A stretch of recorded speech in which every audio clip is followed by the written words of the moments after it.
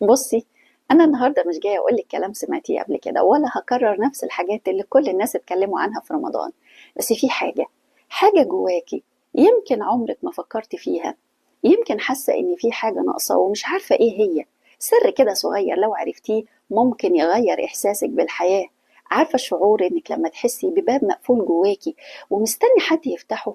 استني بقى معايا شويه وانت هتعرفي ايه هو السر ده. بسم الله الرحمن الرحيم.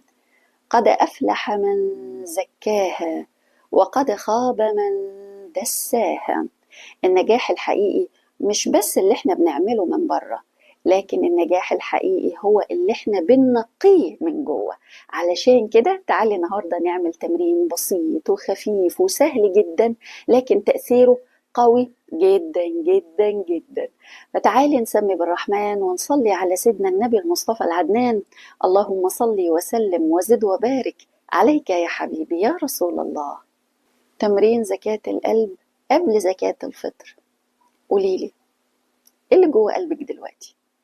قبل ما تطلعي اي حاجة لازم تعرفي ايه اللي موجود جوه قلبك.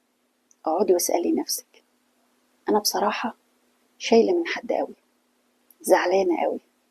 تعالي نتكلم كده بصوت عالي ونفكر ونفضفض. زعلانة من حد؟ اه، انا متضايقة جدا ومكبوتة جوايا. في حد على فكرة مستني مني كلمة بس انا متأخرة عليه، او بمعنى ادق في حد انا غلطت في حقه بس مكسلة ان انا اعتذر له.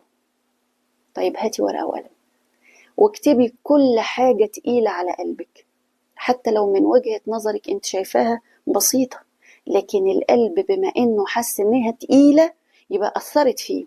اكتبي، سواء متضايقة من نفسك او من رد فعل انت ما كنتيش متوقعة. اكتبي اكتبي، اقعدي اكتبي. وخلي بالك، قلبك عنده ذاكرة زي العقل كده، فطلعي لي المخزون واكتبيه. اكتبي اي حاجة مضايقاكي، اقعدي اكتبيها، علشان النهاردة بإذن الله هنطلع من تمريننا واحنا مفلترين القلب ده. بصي، انا النهاردة مش جاية اقول كلام وخلاص، لا، انا بطبق معاكي معنى. انا كمان جوايا اللي مكفيني وزهقانة وفي حد انا زعلانة منه وفي حد انا مزعلاه، بس انا هقعد اكتب كل ده معاكي وهنشوف في النهاية احنا هنوصل لايه. اصل مش حلو ان انا اروح افرح غيري وانا في الاساس مش بسعد نفسي. معقول انا افرح حد بزكاة الفطر وانا مشيلة قلبي حمل تقيل؟ لا، انا ما صدقش ان حد يسعد حد قدامه